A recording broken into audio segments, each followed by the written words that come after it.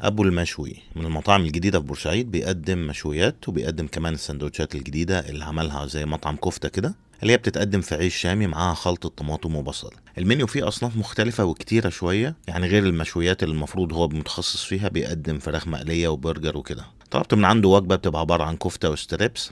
الباكجينج حلو، بتيجي في صينيه صغيره كده مع الغطا بتاعها. الوجبه بتبقى عباره عن رز مصري مبهر ورز بسمتي مبهر برضو، الاتنين نفس الطعم بالظبط، عشان تقريبا هما مستخدمين نفس البهارات في الاتنين. طعم القرفة كمان هتلاقيه واضح فيها، فاللي بيحب الرز المبهر هيعجبه. مع 3 قطع فراخ ستريبس و3 قطع كفتة، 2 سمبوسة وبطاطس وطحينة وتومية والريف كايزر. المفروض كمان ان في رغيفين شامي بس ما جوش مع الوجبة. الكفتة حلوة والستريبس الفراخ نظيفة وتتبيلتها كويسة. كمية الرز تبان ان هي كبيرة بس هي قليلة، هي بس عشان مفرودة كده في الصينية، فهي من الاخر وجبة لشخص واحد.